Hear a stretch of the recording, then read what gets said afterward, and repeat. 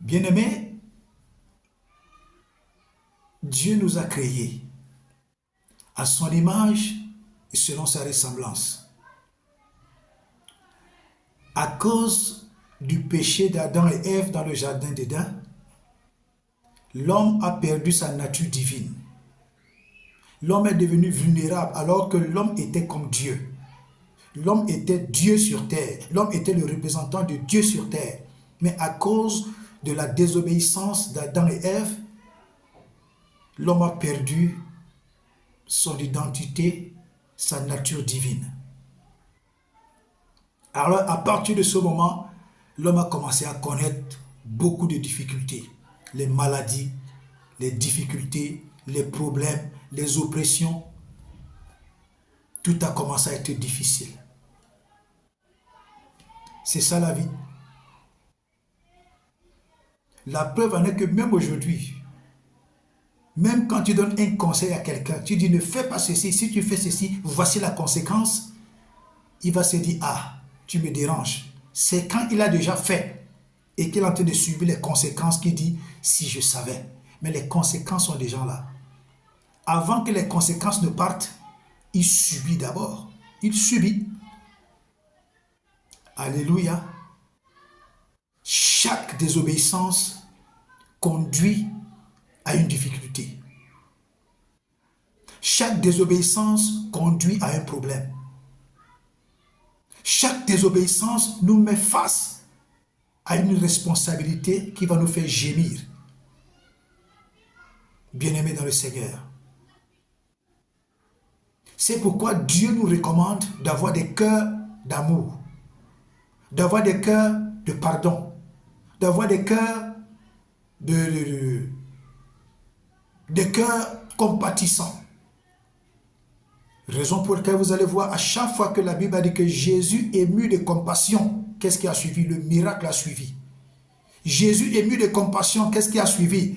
La délivrance a suivi. Pourquoi? Quand un cœur est rempli d'amour, un cœur est rempli de compassion, un cœur est rempli de considération pour son prochain, pour son frère, pour sa soeur, c'est un cœur qui est disposé à manifester la puissance de Dieu, à recevoir les grâces et les faveurs de Dieu. C'est pourquoi Dieu a pris le soin de dire à l'homme, garde ton cœur plus que toute autre chose, car de lui viennent les sources de la vie. Les sources de la vie sont greffées au cœur. Un homme méchant, c'est parce que les sources de son cœur sont remplies de la méchanceté. Un homme bon, c'est parce que les sources de son cœur sont remplies de bonté. Dieu a dit, vous le reconnaîtrez par leurs fruits. Alléluia. C'est pourquoi Dieu prend le soin de travailler dans le cœur de l'homme. Le diable convoite le cœur de l'homme pour le rendre méchant et mauvais. Dieu convoite le cœur de l'homme pour le rendre bon. Alléluia. Quand Dieu dit qu'il transforme nos cœurs de chair, il transforme le cœur de pierre en cœur de chair, c'est parce que le diable effectivement transforme les cœurs des hommes en cœurs de pierre. Dans toutes les magies, dans toutes les confréries mystiques, dans toutes les confréries de magie, dans toutes les sectes pernicieuses, la première des choses que Satan tue, c'est le cœur de l'homme. Il transforme le cœur de l'homme en pierre. C'est pourquoi ces gens n'ont aucune pitié. Ils sont cruels parce que Satan a déjà mangé leur cœur. Leurs cœurs sont déjà transformés en pierre. Maintenant, Dieu, lui, transforme nos cœurs de pierre en cœur de chair. C'est-à-dire que Dieu est capable de transformer un cœur mauvais en cœur bon. C'est pourquoi haïr quelqu'un ne sert à rien. Quand vous haïssez quelqu'un, vous permettez qu'il soit encore davantage méchant. Mais si vous priez pour son cœur, Dieu a la capacité de transformer son cœur de pierre en cœur de chair. Alléluia. Alléluia. Oui. Si vous avez par exemple un président, vous passez tout le temps à l'accuser.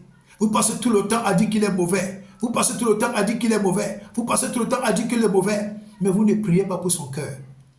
À chaque fois qu'il va prendre une mauvaise décision, vous allez subir. vous allez subir.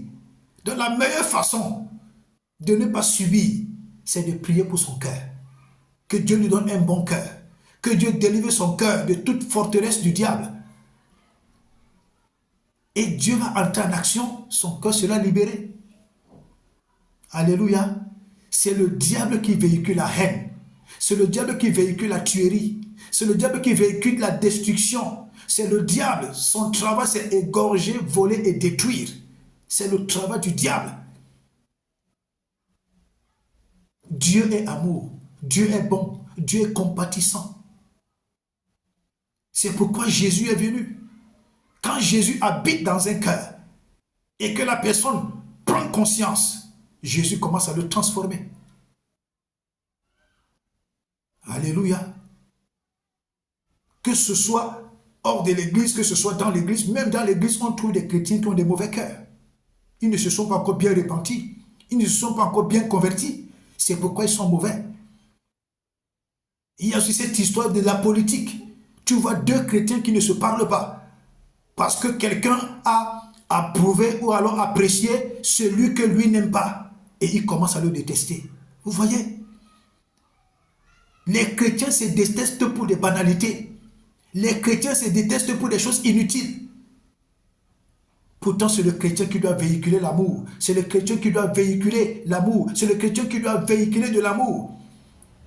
Tous les chrétiens du Cameroun, tous les chrétiens de la Côte d'Ivoire, tous les chrétiens du Tchad, tous les chrétiens du Congo, tous les chrétiens du Mali, tous les chrétiens de tous les pays africains, véhiculez de l'amour.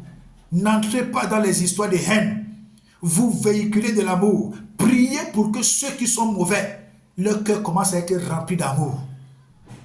Et le Saint-Esprit va faire son travail. Personne ne peut dépasser la prière. Dieu a transformé Saul de Tarse.